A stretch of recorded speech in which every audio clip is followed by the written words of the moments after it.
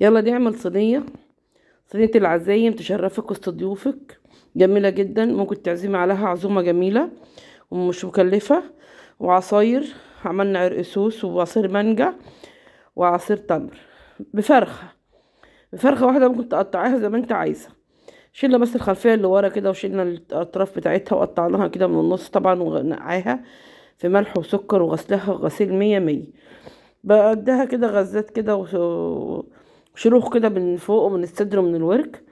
واجهزها ايه عشان التتبيله. جبت بصل كده، جبت شويه زعتر، وجبت شويه روزماري، شويه اعشاب حلوه كده جميله، وشويه اللهم صل على سيدنا محمد مستردة، وطبعا ده توم، وشويه هريسه شطه حبه صغيره كده، وشويه زيت. هنحط بقى شويه عسل، معلقه عسل بالحبه البركه، كله اعشاب في اعشاب، كله صحي. بهارات فراخ، وشويه بابريكا، معلقه بابريكا كله معلقه ونص معلقه، وشويه خل تفاح. وطبعا هنحط الملح. هنحط طبق لبن رايب كده حلو كده، او كوبايه زبادي. تمام. هنحط بودره ثوم وبودره بصل. انا جبت الشطه جنب عشان احطها، ما حطيتهاش، قلت لا كفايه هرس الشطه والثوم عليه شطه. جبت شويه الطماطم بقى وحطيتهم، ونتبل بقى الفرخه بتاعتنا، ونجهزها كده ونخليها ايه فله، من غير صوصات من غير اي حاجه، كلها اعشاب في اعشاب. وعصرت ليمونه عليها طبعا، كنت ناسياها، عصرتها في الاخر وقلبتها. وحاجه جبت كده شويه بطاطس حلقات وحطيتهم تحت منها، شويتهم معاها، كانت تحفه. هنحطها بقى، نركنها بقى شويه، وهولع عليها البوتاجاز تغلي كام غلوه، وبعدين هحطها في الفرن ونتغطيها كده نغليها بس.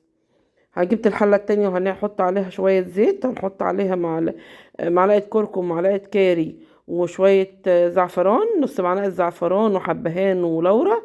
وهقلب كده كل الخلطه الجميله دي كده مع بعض كده، واحط معلقه بابريكا، واحط ايه يعني نص كوبايه طماطم، عصير طماطم.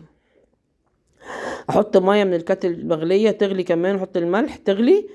واجيب بقى ايه، نعمل شويه، جبت كيلو رز بسمتي كده، وعليه ربع كيلو برز مصري، وهنحطهم بقى عليه، ويتعمل شويه رز كده جميل جدا بالبهارات تحفه كده. خلاص الفرخه كده غليت وقربت دخلت على السوا، حطيتها في الفرن.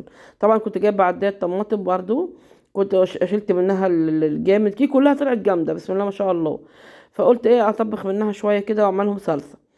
غسلتها وظبطتها كده، وحطيت عليها معلقتين سكر وشويه بابريكا، وسبتها على النار تستوي على ما نعمل شويه الرز كده ونعمل العصاير. وجبت منجايه كده بقشرها ايه، وعملتها عصير، وعملت عصير تمر، وعملت العرق سوس، والرز بتاعي استوى بسم الله ما شاء الله. بص جميل ومفلفل ازاي. بصوا الحله هي يا دوبها، هي يا دوبها على الصينيه. والفرخه بسم الله ما شاء الله فتحت عليها الشوايه، والبطاطس كده شلتها كده. صلوا على النبي، احنا ما قلناش صلوا على النبي لسه. اللي عدم التفاعل بيحجب الفيديوهات وما تخليش الفيديوهات توصل للمتابعين. كده جبت البطاطس كده وعملتها كده في الجنب كده في اول الصينيه. وجبت بصل كده قطعته زي المطاعم وحطيته، جبت شرايح ليمون. بص الجمال والحلاوه. وجبت شويه زيتون وشويه ليمون بالعصر اللي انا عاملاه، وكان في نص بطايه باقيه من امبارح سخنتها، هي جميله جدا مع الرز الحشو. اجيبكم بقى الفيديو بقى، ما تبخلوش عليه شويه سلطه. حطوا لايك وشير، مع السلامه.